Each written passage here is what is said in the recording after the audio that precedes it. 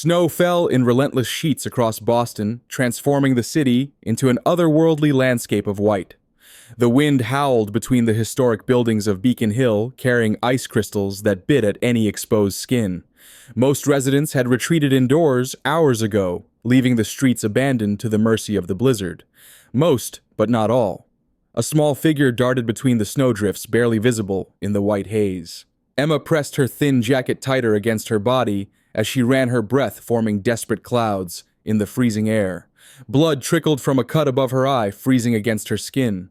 Her worn sneakers slipped on the icy sidewalk, sending her crashing to her knees. 7 years old, and alone in the worst winter storm Boston had seen in decades. She glanced back over her shoulder, terror fueling her movements despite the exhaustion that threatened to overwhelm her. No one followed, at least not that she could see through the curtain of snow, but she couldn't stop. Not yet. They would be looking for her. Emma stumbled forward, turning onto a street lined with magnificent townhouses. Beacon Hill, the neighborhood her mother had once pointed out from a distance. "That's where the important people live," she had said. Important people. People who might help. Or people who would call the police. People who would send her back. A particularly violent gust of wind nearly knocked her off her feet. Emma scanned the row of mansions, their windows glowing with warmth that seemed to mock her. Her gaze settled on one at the end of the street. Unlike its neighbors, most of its windows remained dark save for a single light on the top floor.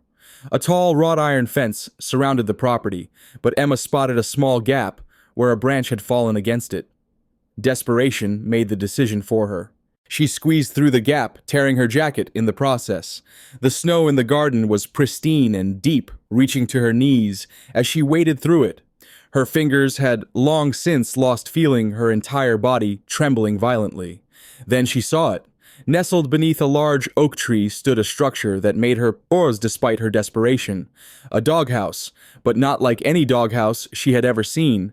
This one was a miniature version of the main house, complete with tiny windows and a perfectly proportioned door. It looked warm, safe. Emma crawled inside her small frame, fitting perfectly into the space. It was dry inside, lined with some kind of insulation. No dog inhabited it. The interior remained pristine. She curled into a tight ball, clutching her backpack to her chest, and tried to quiet her chattering teeth. The sound of tires crunching on snow made her freeze. Headlights swept across the garden as a vehicle turned into the driveway. Emma peered through the small doghouse window, watching as a black SUV came to a stop. The driver's door opened, and a tall figure emerged, silhouetted against the blizzard. Michael Grayson stepped out of his vehicle, straightening his shoulders against the assault of the wind. At 45, the CEO of Grayson Construction commanded respect in any room he entered. Tonight, however, he felt none of the power that typically accompanied him. Tonight was December 24th, Christmas Eve, the anniversary. 3 years since the accident. 3 years since he had buried his wife and daughter. He adjusted his coat and grabbed his briefcase from the passenger seat. The board meeting had run late, as meetings often did when he was in charge. He preferred it that way. Work filled the hours, kept the memories at bay. But on this night, nothing could distract him from the ghosts that waited inside his empty house. Michael trudged through the snow toward the front door keys in hand. Something made him pause. A sensation. The prickling feeling of being watched. He turned slowly, scanning his immaculate garden, now blanketed in white. His gaze settled on the doghouse his daughter had begged him to build, a custom creation he'd commissioned from the same architect who designed their home. Elizabeth had been insistent that any dog of theirs would have the prettiest house on the block, though they had never gotten around to adopting the puppy she wanted. After the accident, he couldn't bring himself to remove it. Michael was about to turn away when he noticed something unusual. Tiny footprints in the snow leading directly to the doghouse. Too small to belong to an adult. He approached slowly, wariness mixing with curiosity. When he reached the structure, he crouched down, peering into the small doorway. A pair of wide, terrified eyes stared back at him. Michael stumbled backward, startled by the unexpected encounter. Inside his doghouse was a child. A little girl, no more than 7 or 8 years old, with a bloodied face and clothes that hung from her thin frame like rags. "Who are you?" His voice came out harsher than intended, rough with surprise. "What are you doing on my property? The girl shrank back, pressing herself against the rear wall of the doghouse. Her entire body trembled, whether from cold or fear, he couldn't tell. "Please," she whispered, her voice barely audible above the howling wind. "Can I sleep in your doghouse tonight? Just until the storm passes. I promise I'll leave in the morning." Something in her voice, in the desperate hope that tinged her words, struck Michael with unexpected force. In that moment, he saw another little girl, his Elizabeth. The way she would look up at him with complete trust, believing her father could fix anything. The memory tore through his carefully constructed walls. "You can't stay out here," he said finally, his voice softening slightly. "You'll freeze to death." The girl lowered her gaze to her lap. "I won't make a mess. I'll be quiet." Michael felt something twist inside his chest, an ache unfamiliar and unsettling. He knelt in the snow, bringing himself to eye level with the child. "What's your name?" "Emma." The word escaped like a secret. "Emma," he repeated, testing the sound. "How old are you?" "7. The same age Elizabeth would have been. The coincidence was not lost on him. Michael glanced up at his house, then back at the shivering child. The responsible thing would be to call the police, child services, someone equipped to handle a runaway. That was the logical course of action, but tonight logic seemed far away. "Come inside." He said the words, surprising him as much as they seemed to surprise her. "At least until you're warm." Emma stared at him, disbelief coloring her expression. "Inside?" "Yes, inside." He stood extending his hand toward her. Emma hesitated, looking from his hand to his face, searching for something. Deception, perhaps. A trap. The wariness in her young eyes spoke volumes about experiences no child should have. Slowly, she crawled out of the doghouse, still clutching her backpack. She didn't take his hand. Instead, she stood a careful distance away, ready to run if necessary. Michael led her toward the house, keenly aware of her footsteps trailing behind him. The silent procession through the snow felt surreal, like a dream he might have had long ago before life hardened him into the man he had become. The front door swung open, revealing the grand entryway of the Grayson mansion. Marble floors stretched beneath a crystal chandelier, the walls adorned with artwork worth more than most people made in a year. Emma stopped at the threshold, her eyes widening at the opulence before her. "I'll get everything dirty," she whispered, looking down at her soaked clothes and muddy shoes. "Floors can be cleaned," Michael replied, surprising himself with the gentleness in his voice. Emma stepped inside cautiously, her small feet leaving wet prints on the polished marble. Each step seemed like a question, asking permission to exist in this space. She looked around with quiet wonder, taking in the grandeur with silent reverence. "My name is Michael," he said, closing the door against the storm. "Michael Grayson." Emma nodded, but said nothing. Perhaps she didn't trust yet that she wouldn't be asked to leave, or perhaps she had learned that speaking often brought consequences. Michael led her through the house to the guest bathroom, a space larger than many apartments. Emma stood transfixed as he turned on the faucets, filling the marble bathtub with steaming water. "You need to get warm," he explained, placing a stack of clean towels nearby. "There's soap and shampoo. I'll find you some dry clothes." He left her alone, closing the door partially. In his bedroom, Michael searched through his closet, eventually finding a box he had tucked away long ago. Elizabeth's clothes, the ones he couldn't bring himself to donate or discard. He selected a pair of pajamas, simple ones without the princess patterns his daughter had loved. When he returned to the bathroom door, he heard the gentle splashing of water. He knocked softly. "I have some clothes," he said. "They might be a bit big, but they're warm and dry." A small hand reached through the crack in the door, accepting the offering without a word. While Emma bathed, Michael paced the hallway, his mind racing. What was he doing, taking in a strange child, offering her shelter clothes? His lawyer would have a field day with the liability issues alone, and yet he couldn't bring himself to regret the decision. Not tonight. He made his way to the kitchen, another rarely used space in his massive home. The refrigerator contained mostly takeout containers and protein shakes, the staples of his bachelor existence. He managed to find bread, cheese, and soup in the pantry items his housekeeper must have purchased during her weekly visit. By the time Emma appeared in the kitchen doorway, Michael had prepared a simple meal. She stood uncertainly swimming in Elizabeth's pajamas, her wet hair combed neatly away from her face. Without the dirt and fear obscuring her features, he could see she was a pretty child, with expressive brown eyes and a delicate chin. Are you hungry? He asked, gesturing to the soup and sandwich on the counter. She nodded, approaching the food with obvious restraint, though her eyes betrayed her hunger. Sit, he said, pulling out a stool at the kitchen island. Eat while it's warm. Emma climbed onto the stool, her feet dangling well above the floor. She watched him carefully as she took her first spoonful of soup, as though expecting him to snatch it away. When he simply leaned against the counter, making no move toward her food, she began to eat in earnest. Michael observed her silently, the way she hunched protectively over her meal, the careful measured bites despite her obvious hunger, the occasional glances in his direction, assessing, calculating. "Where are your parents, Emma?" he asked finally. She tensed, spoon halfway to her mouth. "My mom died when I was 5. I'm sorry to hear that." He meant it. "And your father? Don't have one." She focused intently on her soup. "Never did." "Who takes care of you then?" The spoon clattered against the bowl as her hand trembled. "I was at Guardian Hope, the children's home." Michael knew of the place, a well-respected facility that housed orphaned and abandoned children.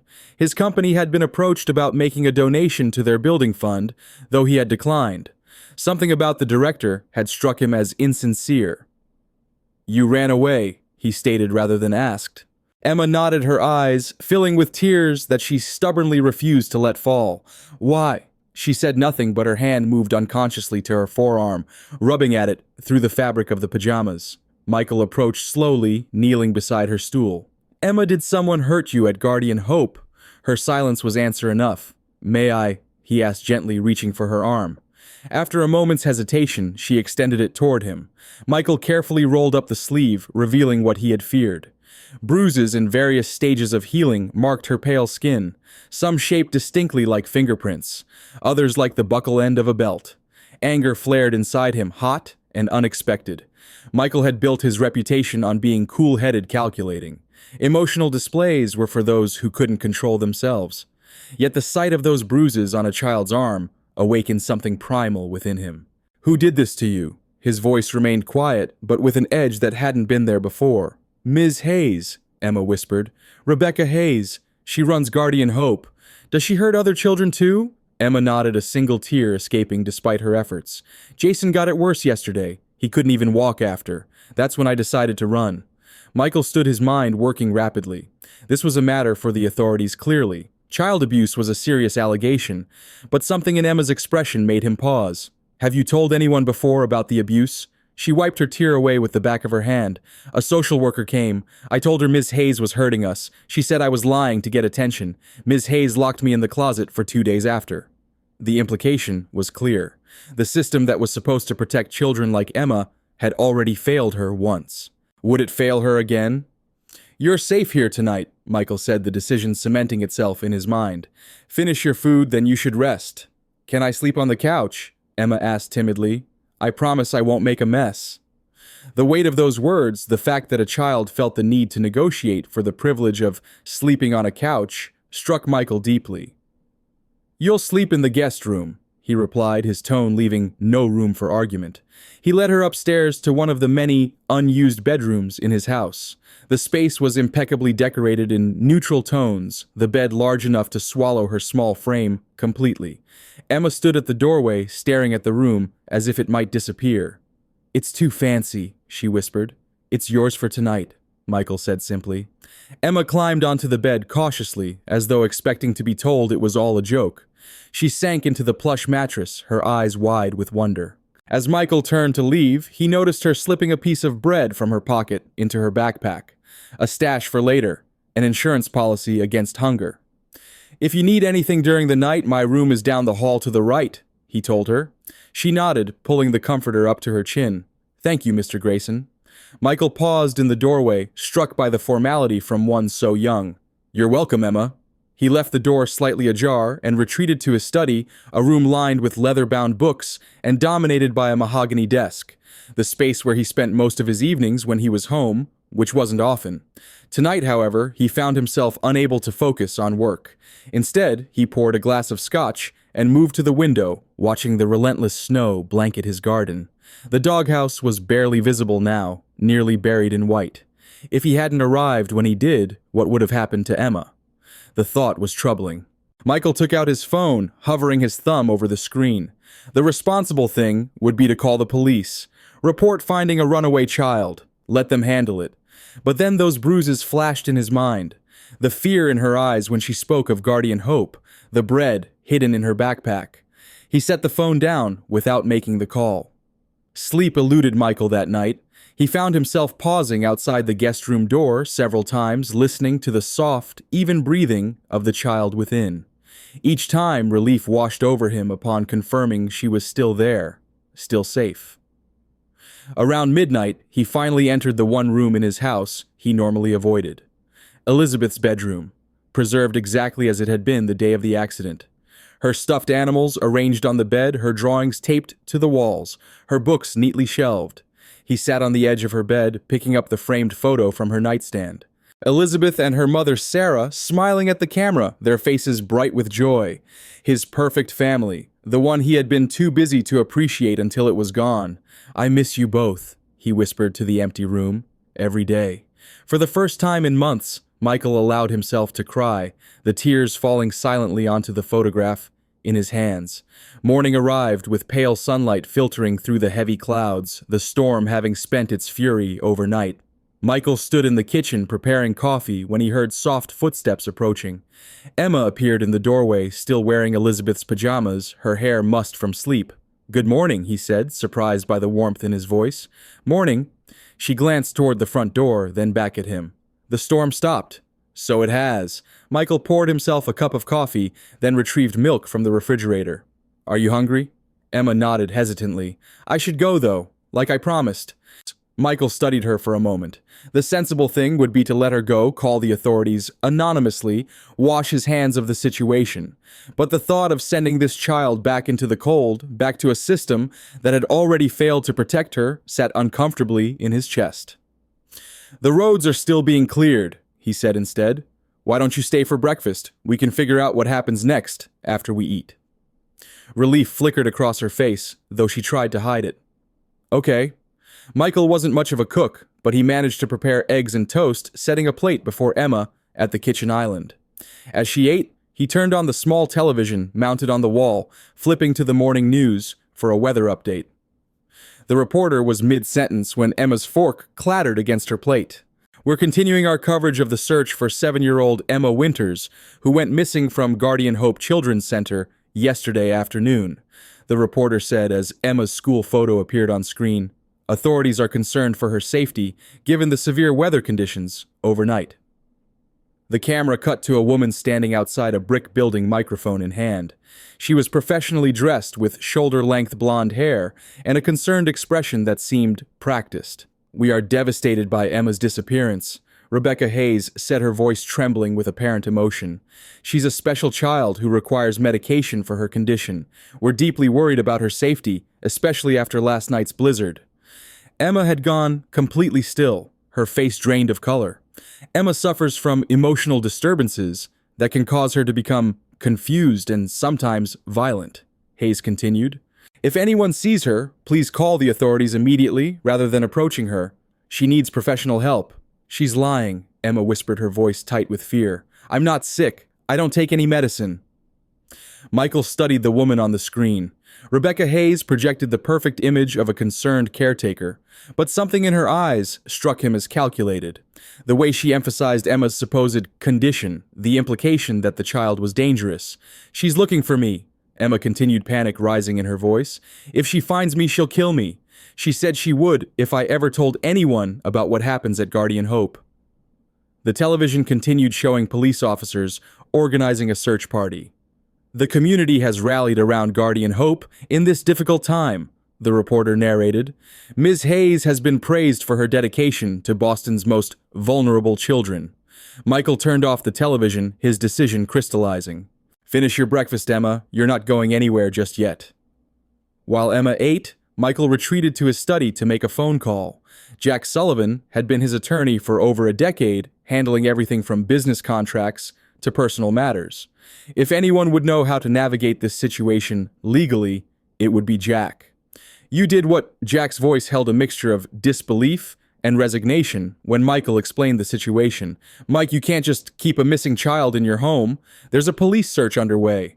She's being abused at that facility, Jack. She has bruises all over her arms. Then report it. Let Child Services investigate. She already tried that route. They didn't believe her. Jack sighed heavily. Mike, I understand you want to help, but harboring a runaway minor is a serious offense. You could lose everything. Michael glanced through the study door, where he could see Emma still sitting at the kitchen island, her small shoulders hunched. I lost everything that mattered 3 years ago. Today, Jack. A long silence followed. This is about Elizabeth, isn't it? This is about doing the right thing, Michael countered, though the question hit uncomfortably close to home. I need to know my options. How can I report the abuse without sending Emma straight back into that woman's clutches? It's complicated, Jack admitted, but let me make some calls. In the meantime, Mike, be careful. This could blow up in your face spectacularly. After ending the call, Michael returned to the kitchen. Emma had finished eating and was carefully washing her plate at the sink, standing on her tiptoes to reach the faucet. You don't need to do that, he said. I want to help, she replied, setting the clean plate on the counter. Thank you for breakfast, and for letting me stay in your doghouse. Despite the gravity of the situation, Michael felt his lips quirk upward. You're welcome, though I think we can find you better accommodations than the doghouse from now on. Emma studied him, a question in her eyes. You're not sending me back. Not to Guardian Hope, Michael confirmed. Not until I know you'll be safe there.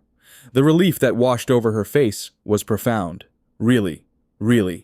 Emma took a tentative step toward him, then stopped herself, uncertain. Michael recognized the impulse and the restraint, the desire to trust battling with the hard-learned lesson that adults were not to be trusted. Would you like to watch some TV? He offered, sensing her discomfort. Something besides the news. She nodded, following him to the living room. Michael rarely used this space, finding it too large, too empty for just one person. Now, as Emma settled cautiously on the edge of the massive sectional sofa, it seemed to shrink to a more manageable size. He found a channel showing animated movies and set the remote beside her. I need to make a few more calls. Will you be okay here for a bit? Yes, Mr. Grayson. Michael, he corrected gently. You can call me Michael.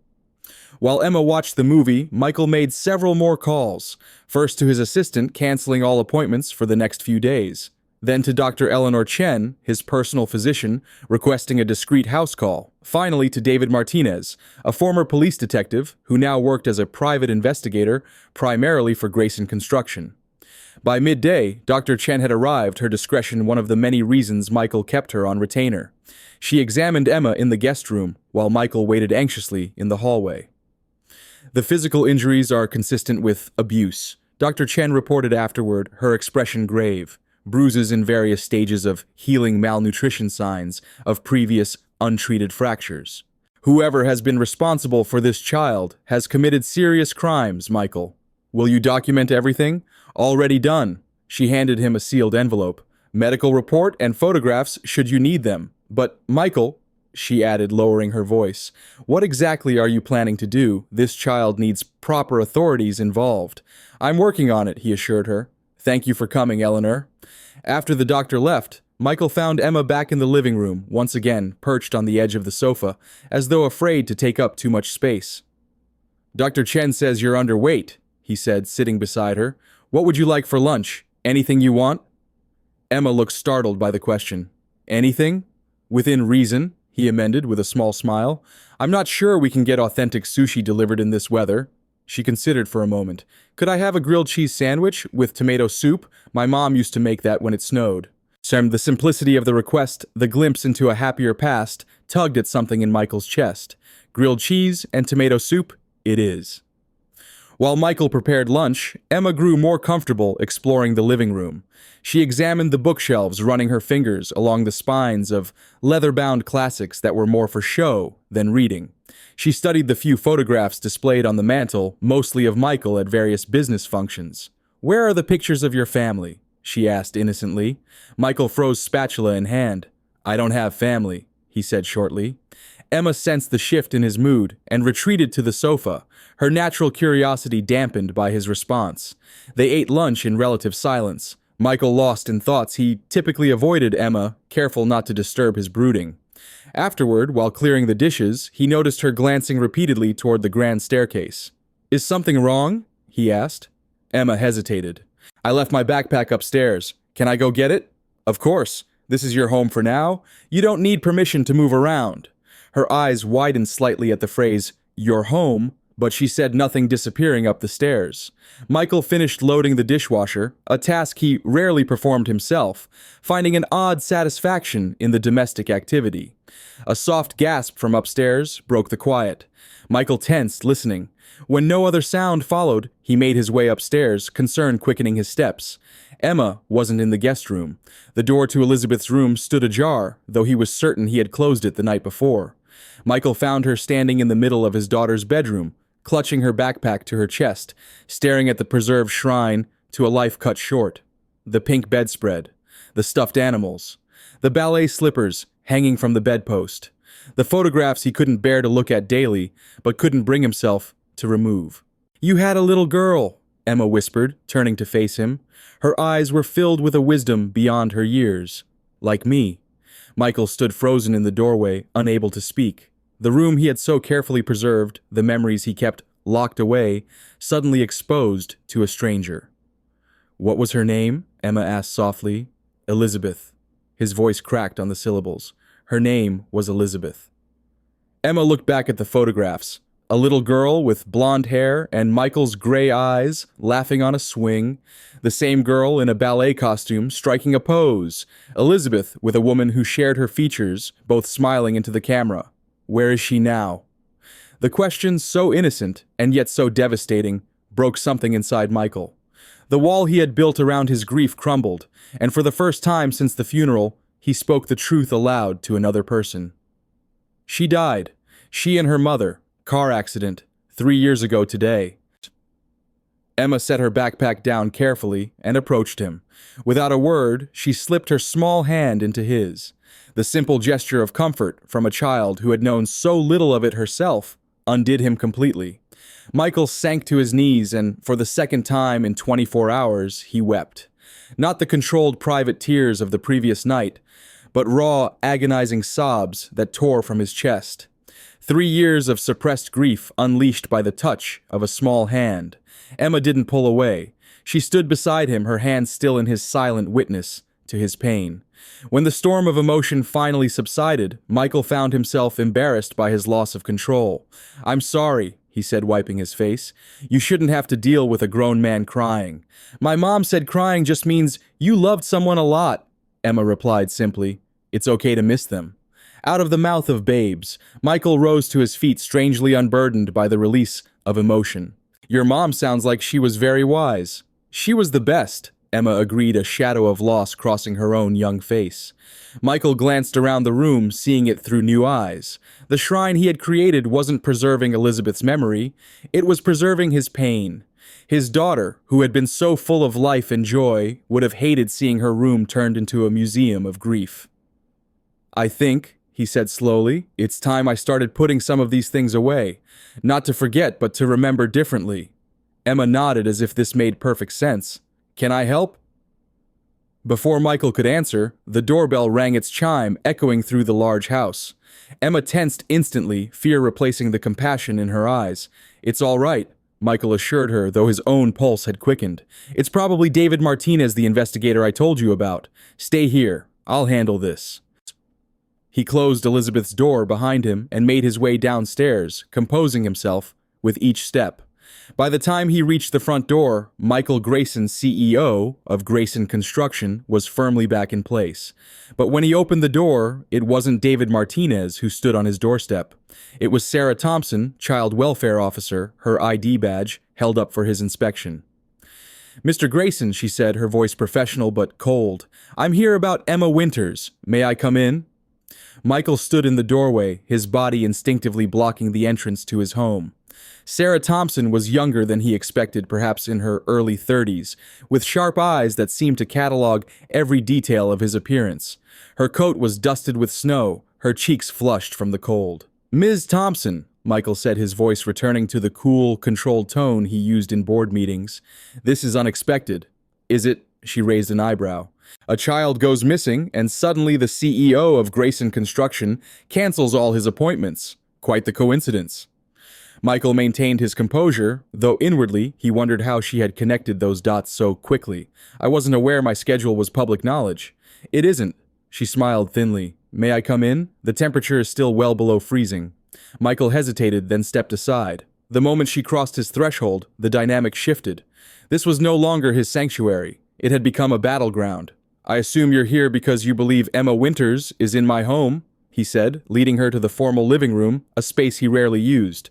Better to keep her contained away from where Emma waited upstairs. Is she... Sarah Thompson removed her gloves, her movements precise. What if she is? Michael countered, remaining standing while she sat. Would you immediately return her to a place where she's being physically abused? Sarah's expression hardened. Those are serious allegations, Mr. Grayson. Do you have any evidence to support them? Besides the bruises on her arms and back, or the malnourishment my doctor documented this morning, Michael crossed his arms. I have a detailed medical report, if you'd like to see it. Something flickered across Sarah's face too quickly for Michael to identify. Surprise, concern, calculation, she recovered immediately. I would actually, but first I need to confirm Emma is here and that she's physically well. Michael weighed his options. Denying Emma's presence would only escalate the situation. Lying to a child welfare officer was a criminal offense, yet every instinct warned him against revealing Emma's location. She's here, he acknowledged finally. She's safe. She came to my property during the blizzard last night, seeking shelter. And you didn't think to contact the authorities? Sarah's tone sharpened. A 7-year-old girl was reported missing. There's a citywide search underway. I saw the news this morning, Michael replied evenly. That's also when I saw Rebecca Hayes claiming Emma needs medication for some condition. Emma says that's a lie. Children often resist taking their medication, Mr. Grayson, especially those with emotional difficulties. Or perhaps adults often lie to control children who threaten their authority. Sarah's lips pressed into a thin line. I need to see Emma, now. The command in her voice would have intimidated most people. Michael Grayson, however, had built an empire by refusing to be intimidated. Before that happens, he said, I'd like to know why Rebecca Hayes appears so desperate to get Emma back.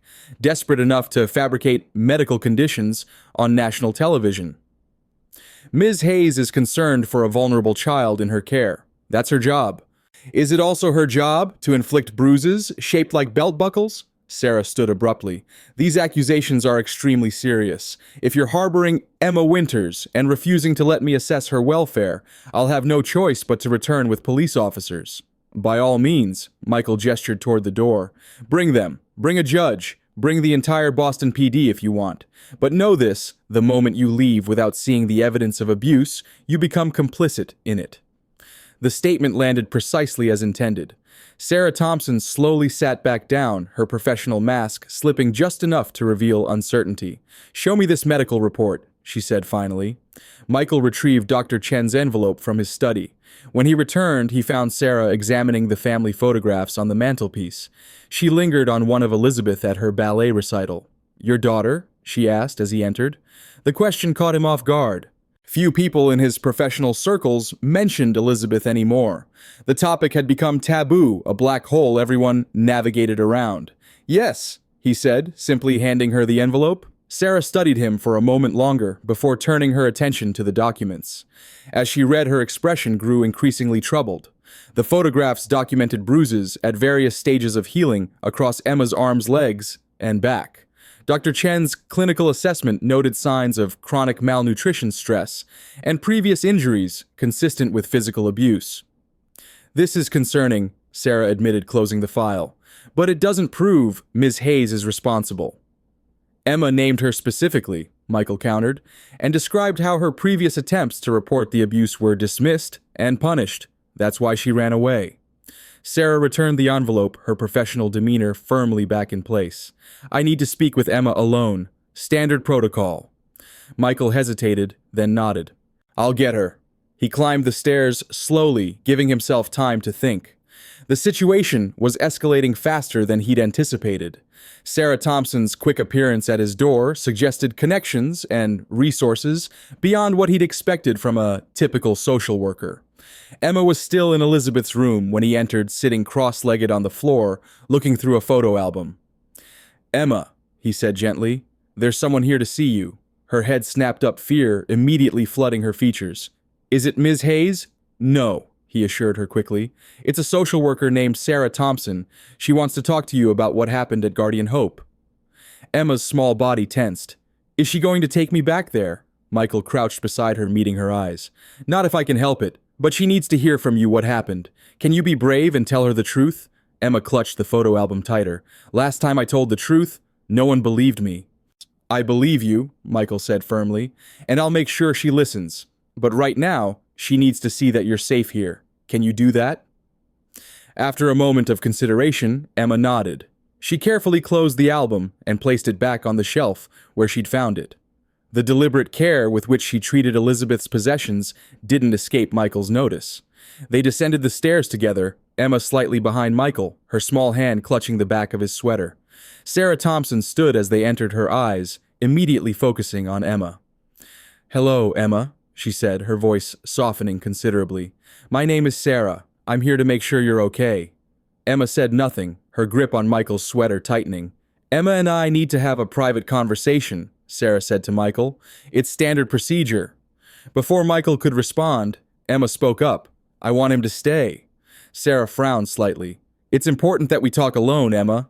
So you can tell me anything without feeling pressured.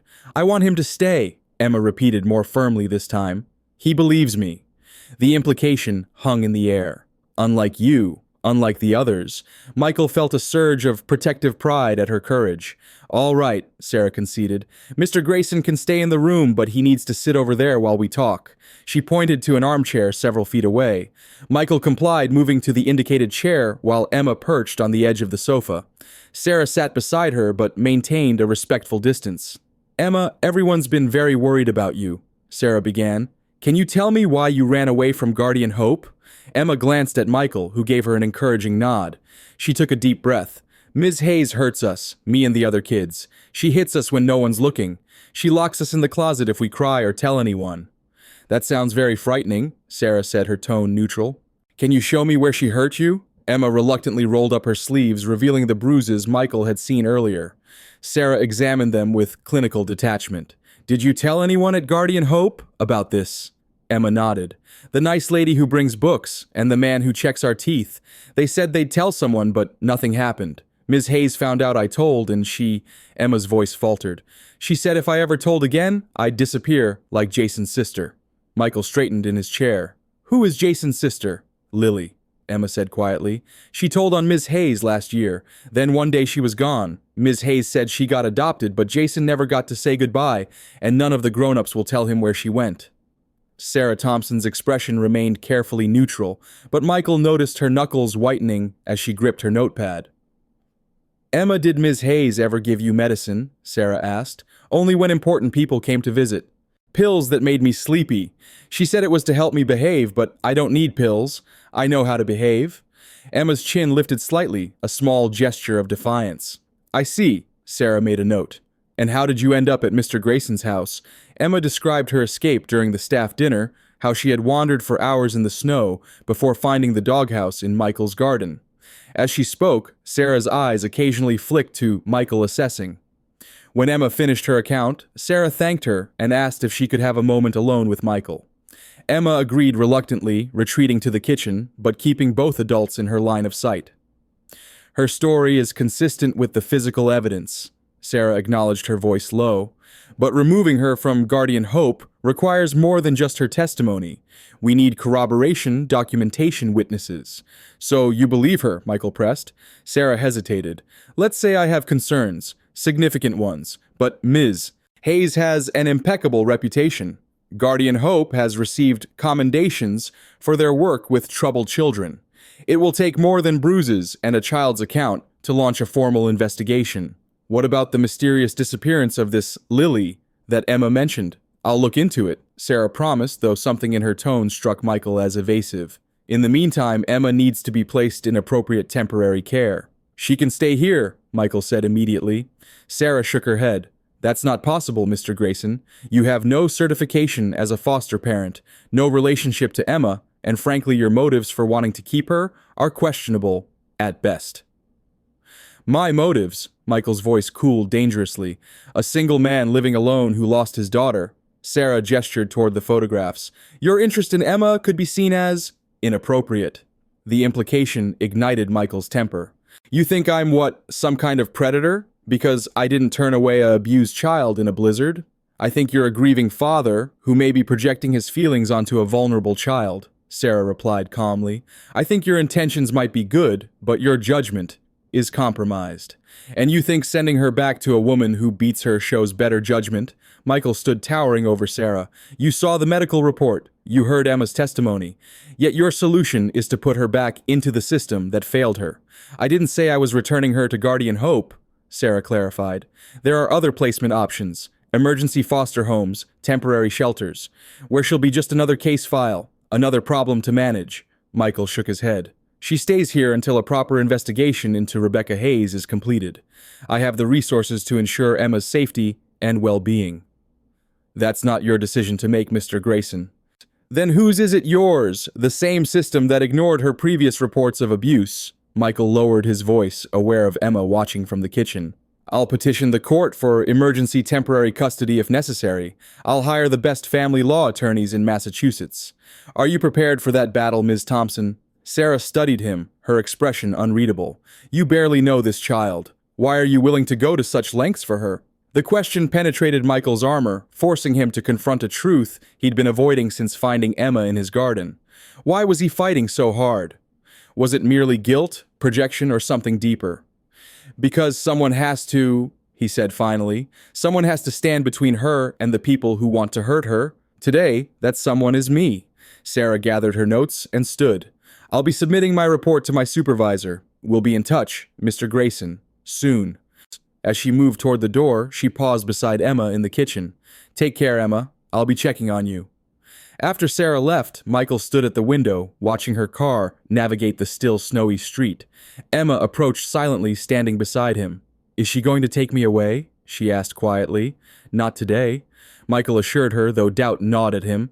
And not if I can help it. The doorbell rang again, less than an hour later.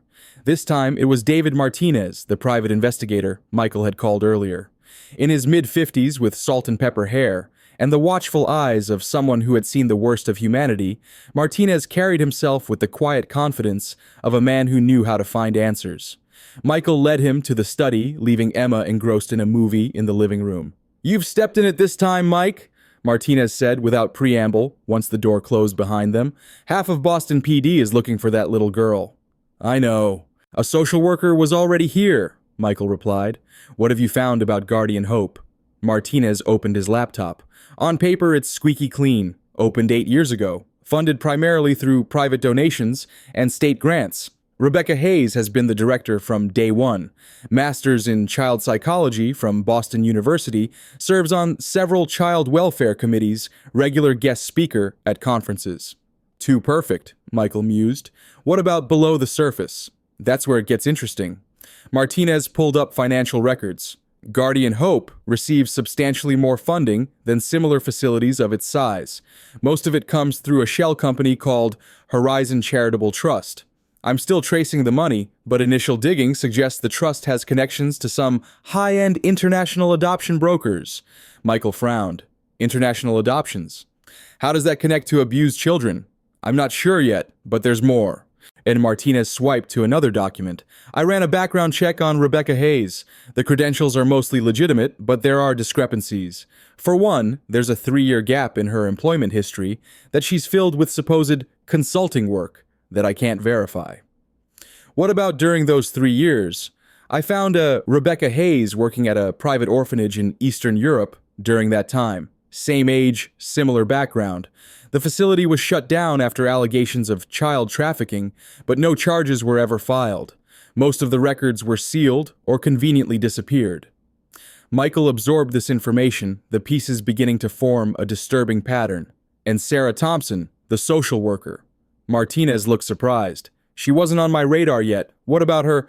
She showed up here hours after I canceled my appointments. Knew exactly where to look for Emma. It felt coordinated. I'll look into her, Martinez promised, making a note. What's your plan here? Mike, harboring a runaway minor is serious business, especially for someone with your public profile. Michael paced the length of his study. I need evidence. Hard evidence that Hayes is abusing children at Guardian Hope.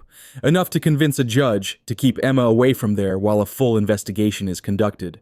That won't be easy, Martinez warned.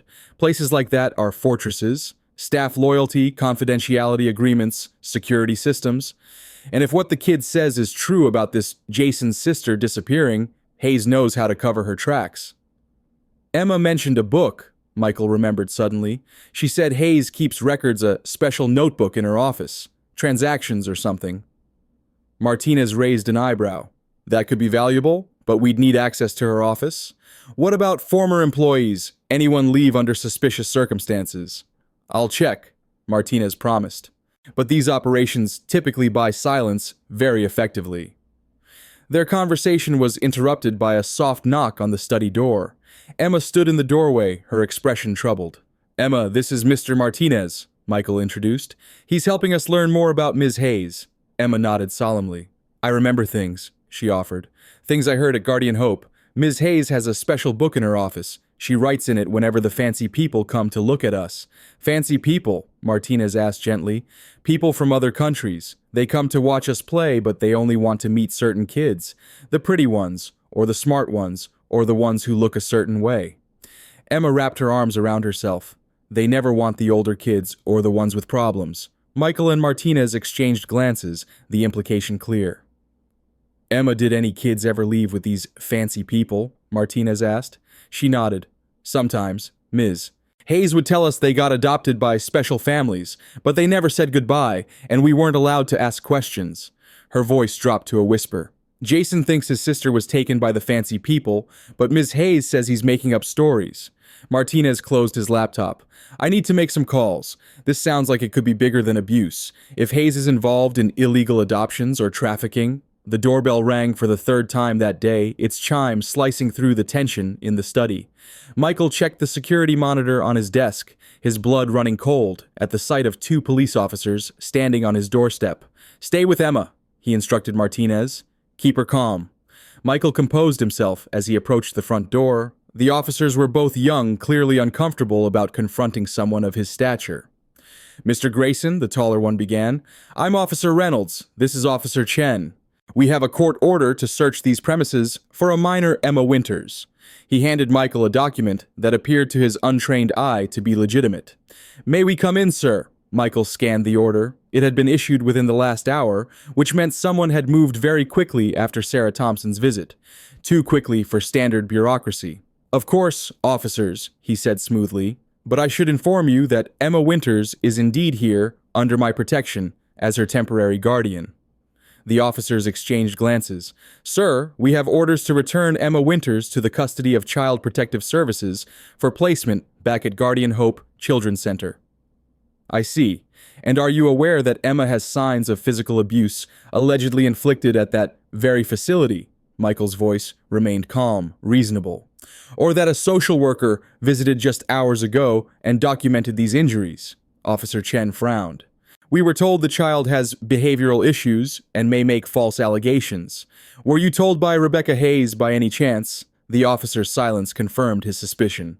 Officers, I understand you have a job to do, Michael continued, but I cannot in good conscience allow Emma to be returned to an environment where she was harmed. I've already consulted with my attorneys about filing for emergency custody. That's not our concern, sir, Reynolds said firmly. We have a valid court order. Please produce the child. Michael's mind raced calculating options, risks, consequences. In the corporate world, he excelled at finding leverage. But this wasn't a business negotiation. This was Emma's safety, possibly her life. Before he could respond, Martinez appeared in the hallway. Officers, I believe you'll want to see this before proceeding. He held up his phone, displaying what appeared to be an email. I've just received confirmation from Judge Harrington's office that a temporary stay has been placed on any removal orders for Emma Winters, pending an emergency hearing tomorrow morning. The officers examined the email, clearly confused by this development. "This appears to be in order," Officer Chen said finally, "but we'll need to confirm with the judge's office." "By all means," Martinez handed them a business card. "I'm a licensed investigator working this case. That's my contact information when you've confirmed the stay." After the officers left to make their calls, Michael turned to Martinez. "Judge Harrington," Martinez grinned slightly, "old friend, owes me a favor from when his daughter got into some trouble last year. The stay is legitimate, but it's only good until tomorrow's hearing. That gives us, 18 hours? Less," Martinez corrected. "The hearing is at 9 a.m., and Mike, we need more than Emma's testimony and some bruises. Hayes has connections influence. She'll bring an army of character witnesses singing her praises." Michael thought of the notebook Emma had mentioned, records of transactions, visitors from foreign countries, children who disappeared without goodbyes. If they could find that evidence... "We need to get into Guardian Hope," he decided. "Tonight." Martinez's eyebrows shot up. "Breaking and entering." "That's a felony, Mike. You could lose everything, your company, your reputation." "What good is any of that if I can't use it to protect a child who needs help?" Michael countered. "I've spent 3 years burying myself in work, in money, in success that means nothing. This matters, David. She matters." Martinez studied him for a long moment. "You've changed since I saw you last." "Maybe I'm finally remembering who I used to be," Michael replied, "before I lost everything that mattered." After ensuring Emma was settled safely upstairs, Michael and Martinez formulated their plan. Guardian Hope would have security systems, but as a contractor who had once bid on renovations to the facility, Michael had access to the building plans. Martinez, with his law enforcement background, knew how to navigate such systems with minimal risk of detection. They would enter after midnight, locate Hayes' office, find the notebook Emma had described, and be out before the night staff made their rounds at 2 a.m. The plan was dangerous, illegal, and potentially catastrophic for Michael's career and freedom. But when weighed against Emma's safety, there was no real choice. As evening fell, Michael checked on Emma, finding her curled up in the guest bedroom, with a book from Elizabeth's collection. "You doing okay?" he asked, sitting on the edge of the bed. She nodded, though her eyes betrayed her anxiety. "Are those policemen coming back?" "Not tonight," Michael assured her. "And tomorrow we have a chance to tell a judge everything that happened at Guardian Hope, Ms. Hayes will lie," Emma said softly. "She always does. And people believe her because she's a grown-up." "Some people might believe her," Michael acknowledged. "But not everyone. Not me." Emma studied him with those old eyes in a young face. "Why are you helping me? You don't even know me."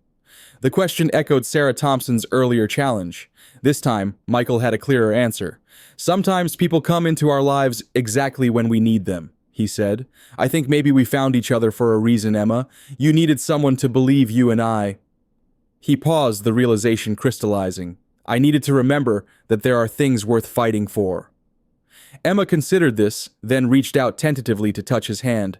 "I'm sorry about Elizabeth. She looks like she was nice." "She was." Michael smiled, the memory bringing warmth rather than just pain for the first time in years. "She would have liked you." Later that night, after Emma had fallen asleep, Michael prepared for the mission to Guardian Hope.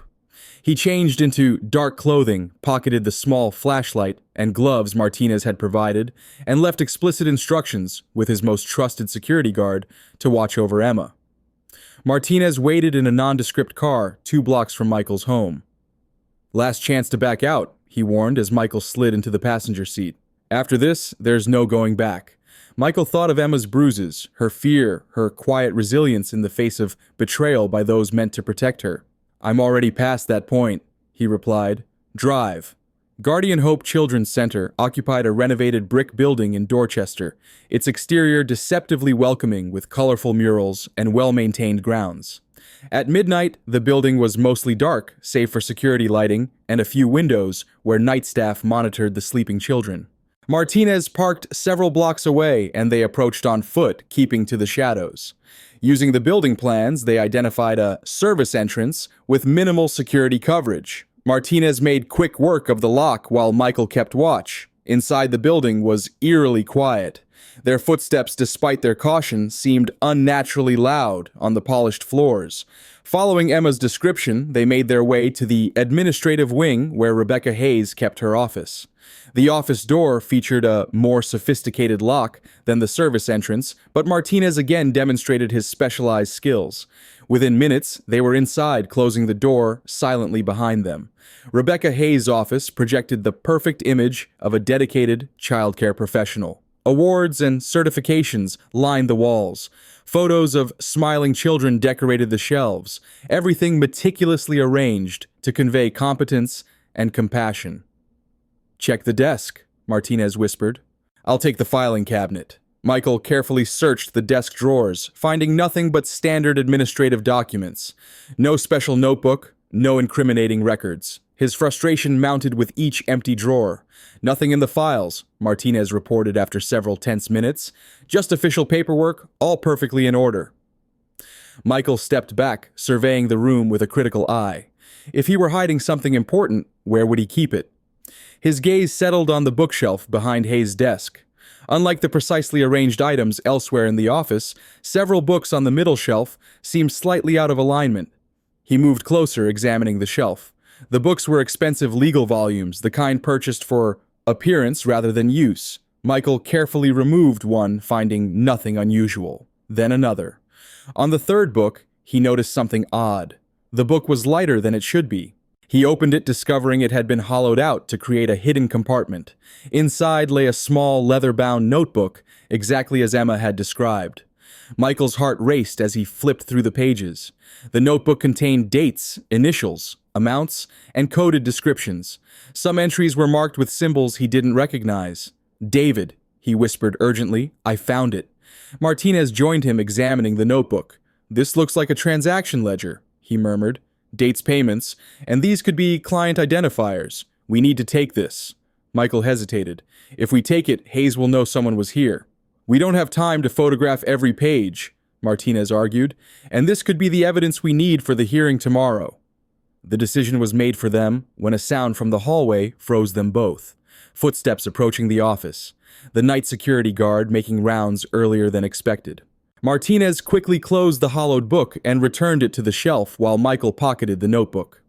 They moved silently to the wall beside the door, flattening themselves against it as the footsteps drew nearer. The doorknob turned slowly. Michael held his breath, adrenaline flooding his system. If they were caught, everything would be lost. His freedom, his reputation, and most importantly, his ability to protect Emma. The guard shone a flashlight through the partially open door, its beam sweeping across the office. For an agonizing moment, Michael thought they would be discovered. Then the light withdrew, the door closed, and the footsteps continued down the hallway. They waited 5 long minutes before daring to move again. "That was too close," Martinez breathed. "We need to get out, now." They retraced their steps, carefully hyper-aware of every creak and shadow. The notebook seemed to burn in Michael's pocket, its contents potentially explosive. As they neared the service entrance, Martinez suddenly raised a hand, signaling Michael to stop. Voices drifted from around the corner. 2 people engaged in a hushed conversation. 1 male, 1 female. As Michael and Martinez pressed themselves into an alcove, the female voice became clearer. "Everything is proceeding as planned. The hearing tomorrow is a minor setback." Michael recognized the voice immediately. Sarah Thompson. "We can't afford setbacks," the male voice replied. "The clients are expecting delivery next week. They've paid substantial deposits." "Grayson is a problem we didn't anticipate," Sarah continued, "but he's operating on emotion, not strategy. Once the judge sees Hayes' documentation of Emma's behavioral issues, he'll order her immediate return to Guardian Hope. And if he doesn't, then we move to contingency plan. Either way, this will be resolved within 48 hours. The conversation continued, but the voices faded as the speakers moved away. Michael and Martinez exchanged shocked glances. Sarah Thompson, the social worker ostensibly investigating Hayes, was clearly complicit in whatever operation they were running. They managed to exit the building without further incident, but the revelation had changed everything. The conspiracy was larger, more organized than they had imagined, and tomorrow's hearing was clearly rigged against them. "We need to get this notebook translated," Michael said as they drove back toward Beacon Hill. Figure out what these codes mean, identify the transactions. Martinez nodded grimly. I know someone who specializes in financial forensics, but Mike, you heard Thompson. They're expecting to get Emma back tomorrow one way or another, and these people don't seem like the type to accept defeat gracefully. The implication hung heavy in the car. Emma wasn't just at risk of returning to an abusive situation. If Sarah and Hayes were involved in child trafficking, as the conversation suggested, Emma's knowledge made her a liability they might not allow to exist. We need a backup plan, Michael realized. Somewhere safe to take Emma if the hearing goes against us. You're talking about running with her, Martinez said carefully. That's kidnapping, Mike, no matter how noble the intention. And what they're doing is trafficking, Michael countered. If the system won't protect her, then I will, whatever it takes. As they approached Michael's home, a sense of foreboding settled over him. The quiet street seemed too quiet. The security lights around his property too dim. Something wasn't right. Martinez sensed it too, slowing the car.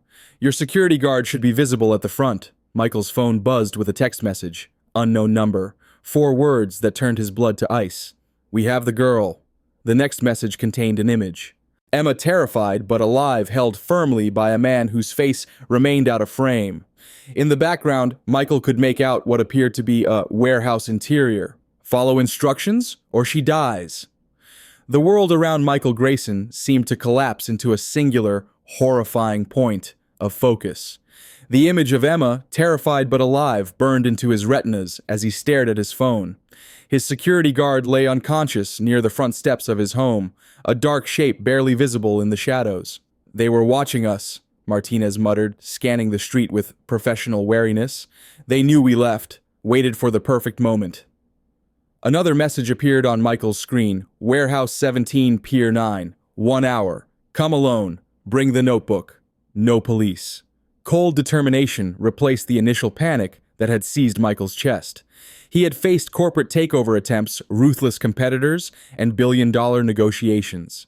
But nothing in his business career had prepared him for this, a child's life hanging in the balance with him as the only hope for rescue. They want the notebook, Michael said, showing Martinez the message. Martinez nodded grimly. And once they have it, they'll have no reason to keep either of you alive. I need to go. Michael checked his watch. We have less than an hour. Not alone, Martinez countered. That's suicide, Mike. These people are professionals. You walk in there without backup, neither of you is walking out. Michael stared at the image of Emma again, seeing not just her fear, but her trust. The belief that he would come for her, that he wouldn't abandon her like everyone else in her young life had done. I won't risk her life, Michael insisted. If they see anyone else, they won't, Martinez assured him. I wasn't a detective for 20 years without learning a few things about hostage situations. We need a plan, and we need it fast. Inside Michael's study, they quickly assessed their resources. The notebook contained damning evidence against Hayes and her operation, but without time to analyze it fully, they couldn't be certain exactly what they had. Martinez photographed each page with his phone, sending the images to a secure server as backup. I know this area, Martinez said, pulling up a map of the Boston waterfront on his laptop. Warehouse 17 is at the far end of Pier 9, isolated minimal security cameras. Perfect for their purposes. How many people are we likely dealing with? Michael asked, checking the handgun in his desk drawer, a precaution he'd taken after a corporate threat years ago, though he'd never fired it outside a shooting range. Based on an operation this size, at least 3 on site. Hayes and Thompson are probably coordinating remotely. Martinez sketched a rough layout of the warehouse. Single main entrance here, loading dock here, and likely a service door on the east side. Limited escape routes which works both for and against us. Michael tucked the gun into his waistband, hoping he wouldn't need to use it. I'll go in the main entrance as instructed. Create a distraction if possible. You find a way in through the service entrance. And if things go south, Michael's expression hardened, then I make sure Emma gets out, whatever it takes. Martinez studied his client, seeing a transformation he hadn't anticipated. The cold, calculated CEO had given way to something more primal, a protector willing to sacrifice everything for a child who had entered his life just 2 days ago. Mike, Martinez said quietly, are you sure about this? You've known this kid for all of 48 hours. You're risking your life, your freedom, your entire empire. Michael didn't hesitate. Some things are worth more than empires, David. I learned that the hard way when I lost my family. I won't fail Emma the way I failed them. They arrived at Pier 9 with 15 minutes to spare. The waterfront was deserted at this hour, the normally busy shipping area eerily silent. Warehouse 17 loomed at the end of the pier, a hulking shadow against the night sky. A single light burned near the entrance, illuminating patches of cracked concrete and rusted metal. "Remember," Martinez said as Michael prepared to approach alone, "they need you to hand over that notebook in person. That gives you leverage. Stall as long as possible. I'll find Emma and get her out." Michael nodded, the weight of the notebook heavy in his coat pocket. "If anything happens to me, I'll make sure she's safe," Martinez promised. "Now go save your girl." The walk to the warehouse entrance felt like the longest of Michael's life. Each step on the concrete pier echoed in the night air, announcing his arrival to whoever waited inside. The familiar weight of power and privilege that had insulated him throughout his adult life had vanished, leaving him exposed and vulnerable. The warehouse door stood partially open, spilling harsh fluorescent light onto the pier. Michael paused, took a deep breath, and stepped inside. The interior was vast and mostly empty, with rusted machinery and abandoned shipping crates creating a maze of shadows. In the center, under the harsh glare of industrial lights, stood three figures. Emma sat on a wooden chair, her hands bound in front of her, her face tear-streaked but defiant. Behind her stood two men in dark clothing, one tall and muscular with a shaved head, the other shorter with a pockmarked face. Both had the hard eyes of men accustomed to violence. "Mr. Grayson," the taller man said, his voice carrying a slight Eastern European accent. Prompt as expected. "Did you come alone?" "Yes," Michael answered, focusing on Emma's face, trying to convey reassurance with his eyes. "Are you okay, Emma?" She nodded slightly, her gaze never leaving his face. Even in her terror, she maintained a composure that belied her 7 years. "The notebook," the man demanded, extending his hand. "Now, release her first," Michael countered, staying where he was. "That was the deal." The man laughed coldly. "There is no deal. There is only what you will do to keep this child alive." To emphasize the point, the shorter man placed a hand on Emma's shoulder, his fingers digging visibly into her flesh. She winced, but made no sound. "Don't hurt her," Michael said, his voice steady despite the rage building inside him. "I have what you want, but I need to know she'll be safe." "Your concern is touching," a new voice said from the shadows. Rebecca Hayes stepped into the light, immaculately dressed, despite the hour, her blonde hair perfectly styled.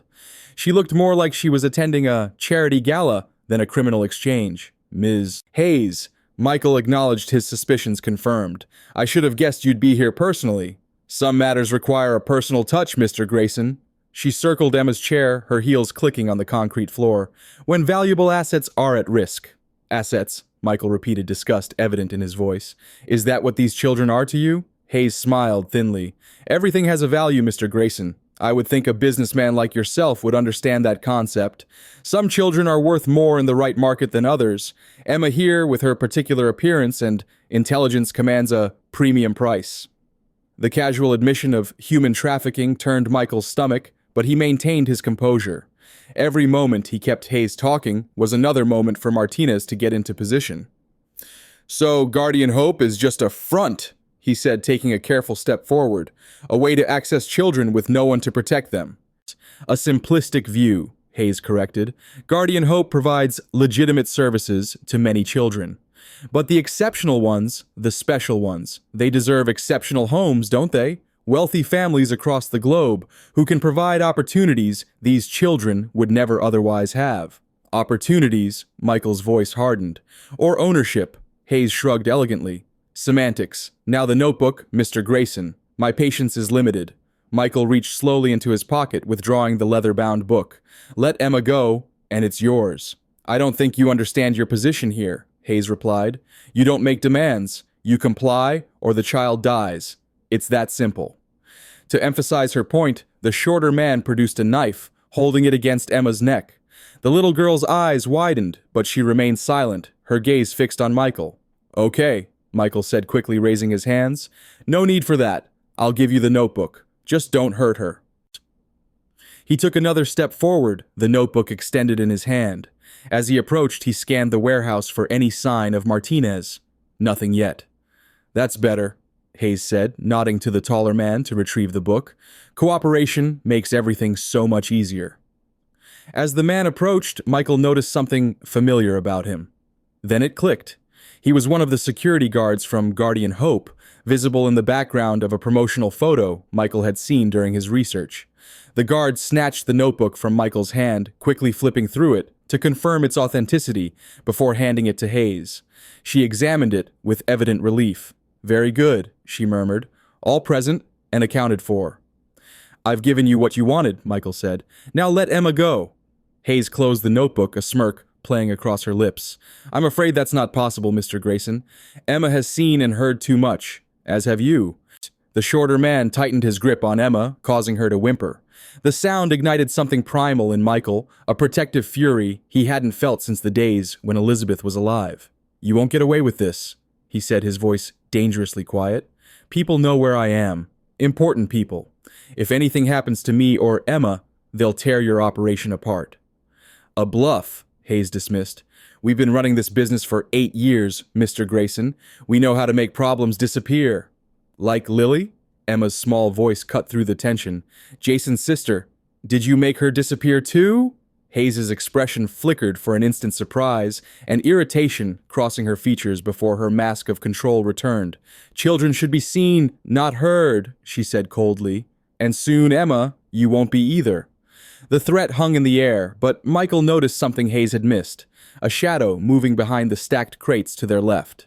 Martinez was in position. Michael needed to create a distraction. He took another step forward, drawing the guard's attention. "Whatever you're planning, it won't work. I made copies of the notebook, sent them to my lawyer, the police, the FBI." "Another bluff?" Hayes said, though uncertainty crept into her voice. "You didn't have time. Are you willing to bet your operation on that?" Michael pressed. "Your freedom, your life. Because I guarantee if anything happens to Emma or me, those copies will find their way to every law enforcement agency in the country." As he spoke, Michael saw Martinez slip closer, now directly behind the shorter guard, holding Emma. "Enough of this," Hayes snapped, her composure cracking. "Finish them both. Now." The taller guard reached inside his jacket, but before he could draw his weapon, the warehouse erupted into chaos. The overhead lights suddenly cut out, plunging the space into darkness, save for the emergency exit signs, casting an eerie red glow. Michael moved, instantly diving toward Emma's position. He collided with the shorter guard, sending them both crashing to the floor. In the dim red light, he saw Martinez pulling Emma from the chair, cutting her bonds with a swift movement. Gunshots echoed through the warehouse, the muzzle flashes briefly illuminating the chaos. Michael felt rather than saw the bullet that grazed his arm, a hot line of pain that he pushed aside through sheer adrenaline. "Emma!" he called out, desperate to locate her in the darkness. "Here!" Martinez's voice came from his right. "East exit, move!" Michael scrambled to his feet, disoriented in the darkness. He made out Hayes' silhouette as she fled toward a side door, the notebook clutched in her hand.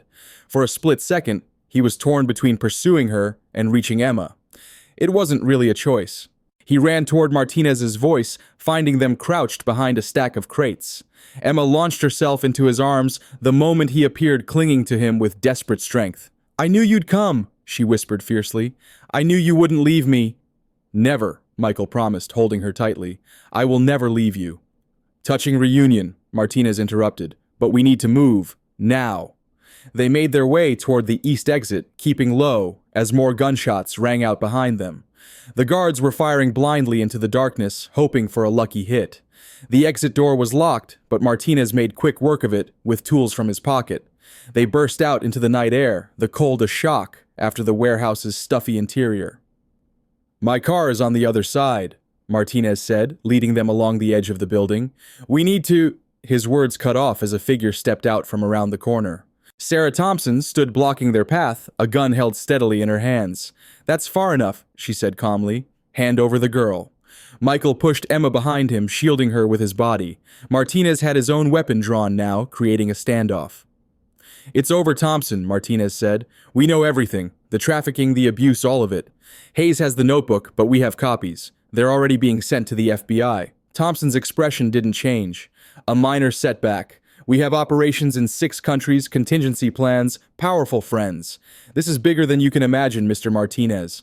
Maybe, Michael interjected, "but I'm betting your powerful friends won't be eager to associate with you once your crimes are exposed. People like that hate publicity." A flicker of uncertainty crossed Thompson's face, quickly masked. "Step aside, Grayson. The girl comes with me. You've caused enough trouble." "No," Michael replied, simply the word carrying the weight of absolute certainty. "She stays with me." Thompson's finger tensed on the trigger. "Then you'll both die here." What happened next unfolded in seconds that felt like hours. As Thompson began to squeeze the trigger, Emma darted out from behind Michael, her small voice ringing with conviction. "I remember you," she said, pointing at Thompson. "You came to Guardian Hope last year when Lily disappeared. You talked to Ms. Hayes in her office. I heard you. You said the buyers paid extra for blonde girls. You said Lily would fetch a good price in Dubai." Thompson's focus shifted to Emma for a crucial second. A second Martinez used to his advantage. His hand moved in a blur, knocking Thompson's gun aside as it fired. The bullet struck the ground harmlessly. Before Thompson could recover, Martinez had her disarmed and pinned against the warehouse wall. "Sarah Thompson," he said formally, "you're under citizen's arrest for conspiracy to commit child trafficking, kidnapping, and attempted murder. You have the right to remain silent." As Martinez secured Thompson with zip ties, Michael knelt beside Emma, checking her for injuries. "Are you hurt? Did they do anything to you?" She shook her head, her small face solemn in the dim light. "I'm okay. I remembered what you said about being brave." The sound of sirens in the distance cut through the night air. Martinez had managed to alert the authorities after all. "We need to go," he said urgently. "Now, Hayes is still out there with the notebook." "Let her run," Michael replied, lifting Emma into his arms. "We have the evidence that matters." They made it to Martinez's car just as police vehicles began swarming the pier. Rather than fleeing, Martinez drove directly to the first police cruiser, identifying himself as a licensed investigator. Within minutes, they were surrounded by officers, the warehouse secured, and Thompson taken into official custody. Emma refused to let go of Michael, clinging to him, even as paramedics attempted to examine her. Only when he promised to stay right beside her did she allow them to check her for injuries. "You're a very brave girl," the female paramedic told Emma as she applied antiseptic to a cut on her arm. "One of the bravest I've ever met." Emma looked up at Michael, a small smile breaking through her exhaustion. "I had help." As dawn broke over Boston Harbor, Michael and Emma sat side by side in the back of an ambulance, thermal blankets wrapped around their shoulders. Detective Sergeant Carlos Vasquez of Boston PD's Special Victims Unit stood before them, notebook in hand. "This is just preliminary," he warned, "but based on what we're seeing here, Hayes was running an international adoption scheme with a side of trafficking. Thompson was her contact inside social services, helping to identify children and falsify paperwork." "What happens now?" Michael asked, his arm protectively around Emma's shoulders. "We've got an APB out for Hayes," Vasquez replied. "The feds are involved now too. This operation likely crosses state lines, possibly international borders. It's going to be a big case. And Emma," the detective's expression softened, "she's a key witness. We'll need her testimony when the time comes. As for her immediate placement," he hesitated, glancing at the child who was now dozing against Michael's side. "Normally she'd go back into the system, but given the circumstances and your willingness to provide emergency care," hope flickered in Michael's chest. "Are you saying she can stay with me?" "Temporarily," Vasquez cautioned. "There will need to be a formal hearing, background checks, home studies, the whole process. But given your resources and the extenuating circumstances, I can push for an emergency placement in your care pending those proceedings." "Thank you," Michael said, meaning it more deeply than he'd ever meant those words before. As the detective moved away to coordinate with other officers, Emma stirred, her eyes fluttering open. "Are we going home?" she asked sleepily. "Home." The word resonated through Michael, carrying a meaning it hadn't held in 3 long years. "Yes," he promised, smoothing her tangled hair. "We're going home." The emergency custody hearing took place at 9 a.m. as scheduled, though under vastly different circumstances than anyone had anticipated. Judge Eleanor Harrington, a stern woman in her 60s with a reputation for fairness, presided over the hastily arranged proceeding. Michael, still wearing the clothes from the previous night's ordeal, stood beside his attorney, Jack Sullivan. Emma sat in the front row, attended by a court-appointed advocate. The events at the warehouse had made immediate headlines with preliminary charges filed against Sarah Thompson, and a nationwide search underway for Rebecca Hayes.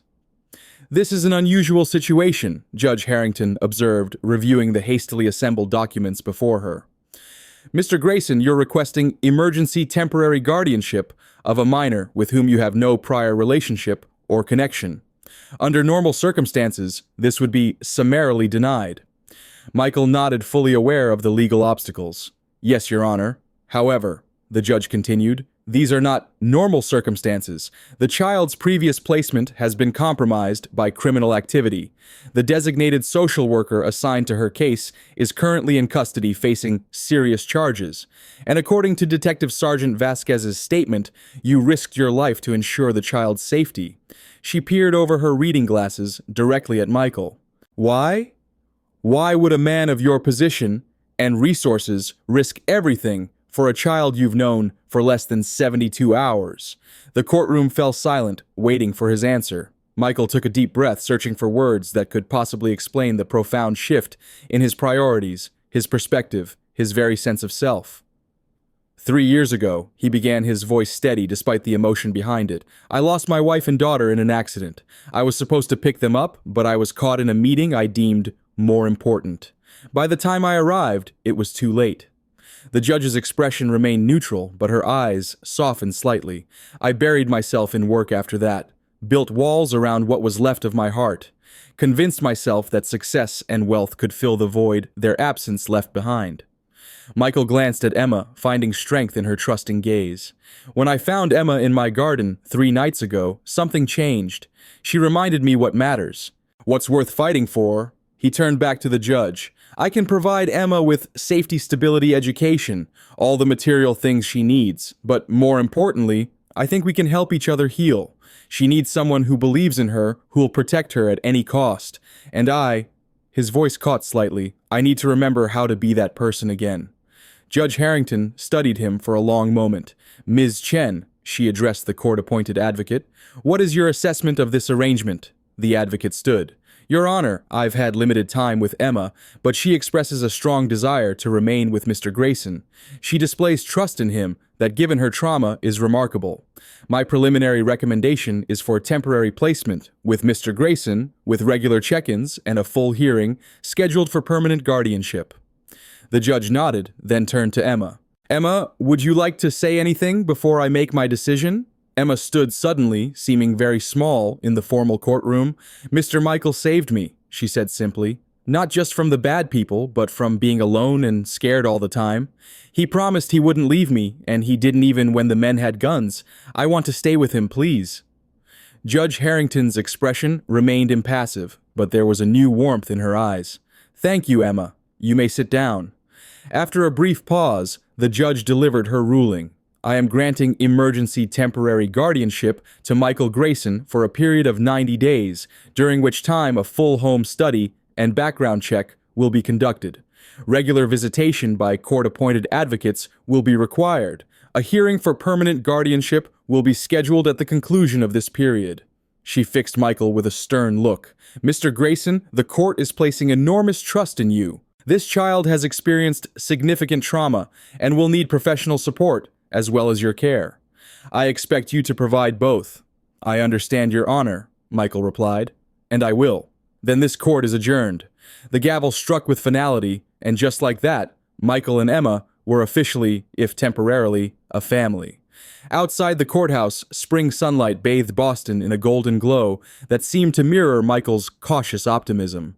Emma held his hand tightly as they descended the courthouse steps, reporters gathering at the bottom, held back by Martinez and 2 uniformed officers.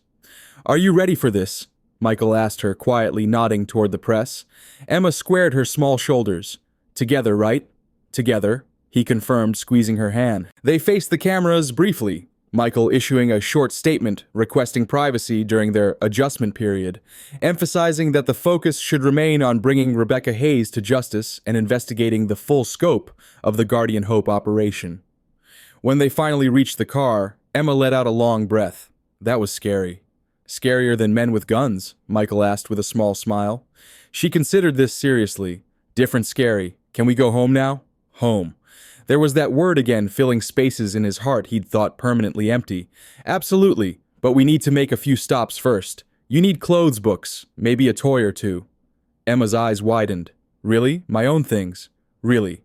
Michael affirmed, the simple joy in her expression worth more than any business deal he'd ever closed. 6 weeks later, the grand Beacon Hill mansion had transformed. The formal spaces remained largely unchanged, but other areas had blossomed with life.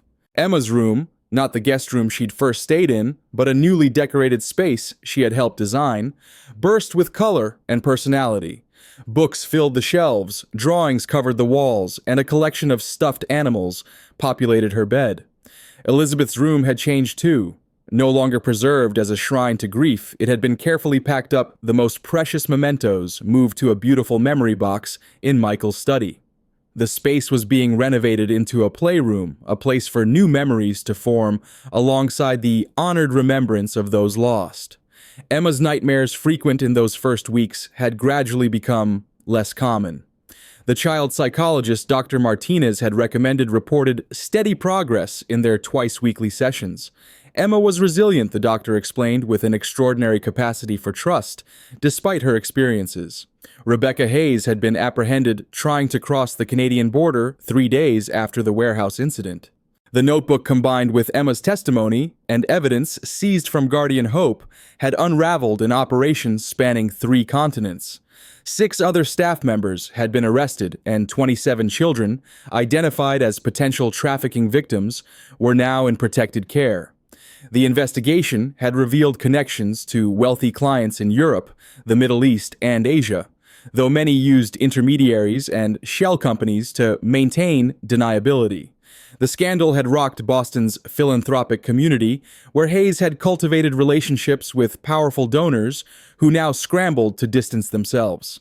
Michael had taken a leave of absence from Grayson Construction, appointing his COO as interim chief executive while he focused on Emma and the upcoming permanent guardianship hearing. The corporate world, once the center of his existence, had receded in importance, becoming just one aspect of a life newly rich with purpose.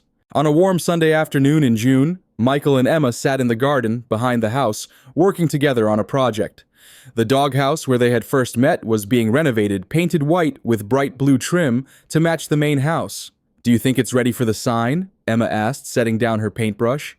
"I think it's perfect," Michael agreed, reaching for the small wooden plaque they had created together. Emma had insisted on making it herself, though Michael had helped with the wood burning. The plaque read, "For every child still searching for home, and for those who have found one." As they attached it above the doghouse door, Emma grew contemplative. "Do you think there are a lot of kids like me who don't have homes?" Michael nodded soberly. "More than there should be. We should help them," she declared with the simple conviction of childhood. "We have this big house and lots of money. We should help them find homes too."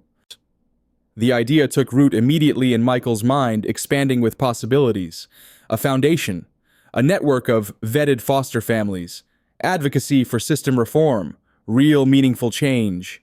"Emma Grayson," he said, testing the name they both hoped would soon be official. "I think that's the best idea I've ever heard." She beamed at him, paint smudged on her cheek, happiness radiating from her in waves. "Can we start tomorrow?" Michael laughed, a sound that had once been rare in this garden, but now came easily and often. "We can start right now. Let's go inside and make a plan." As they gathered their painting supplies, a car pulled into the driveway. Jack Sullivan, Michael's attorney, stepped out waving a folder. "Jack," Michael called, setting down the paint cans. "We weren't expecting you today." Jack approached with a broad smile. "Couldn't wait until tomorrow. Judge Harrington expedited your case. Final hearing is scheduled for next Monday." Emma's grip on Michael's hand tightened. "What does that mean?" Jack crouched down to her level.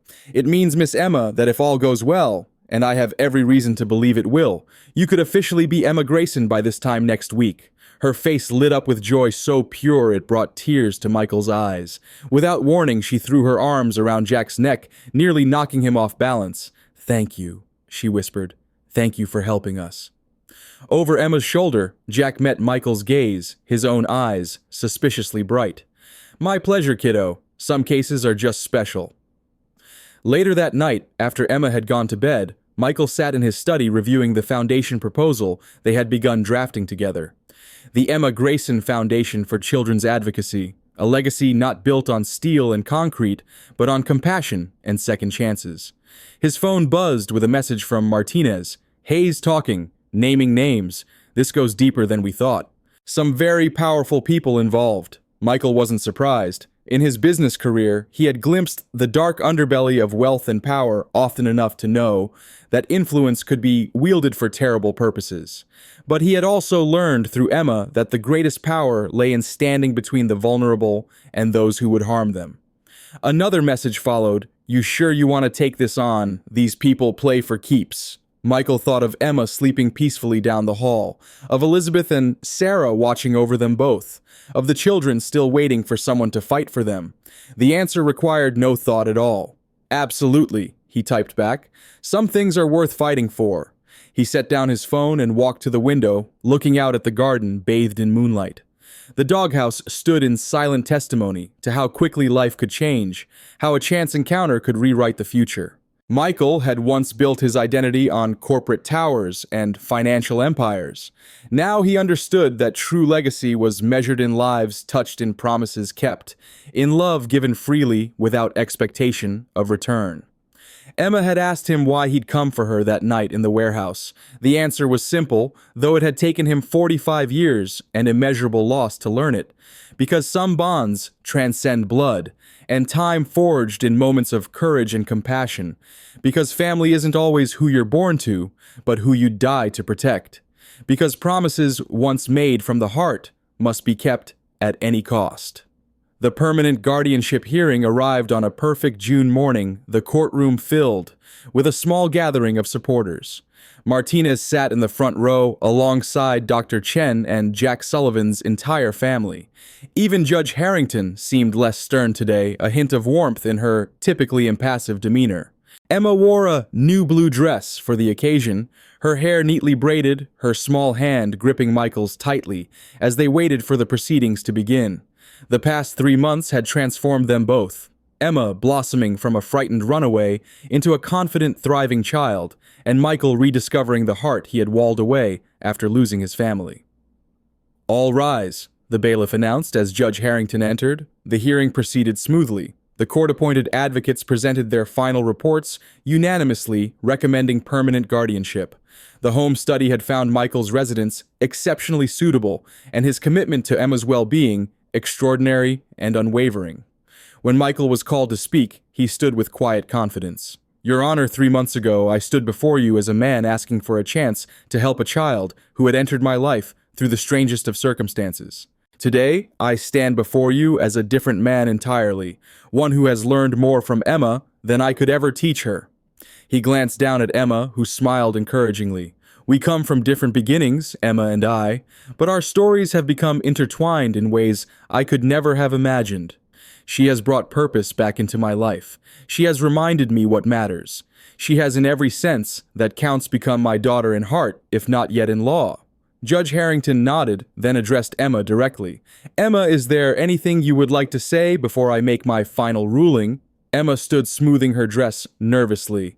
Yes, Your Honor. I want to stay with Michael. Forever. He keeps his promises. He makes me feel safe. And, she hesitated, gathering courage, I love him. He's my dad now. Maybe not the way I started, but the way I want to finish. Murmurs of emotion rippled through the courtroom.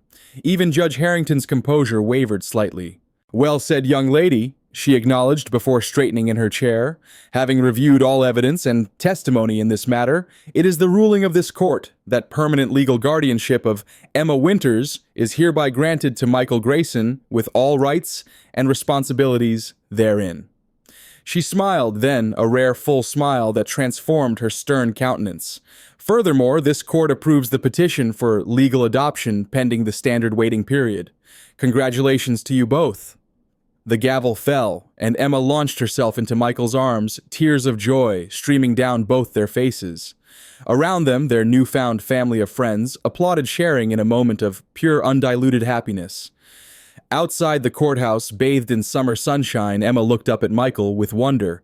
It's real now, I'm really staying forever. Forever, he confirmed, his voice thick with emotion. You and me, kiddo, a family. Emma considered this, her expression turning serious beyond her years. You know what we should do to celebrate? What's that? A mischievous smile broke through her solemnity. "Ice cream for dinner." Michael laughed, lifting her into his arms as they descended the courthouse steps. "Ice cream for dinner it is."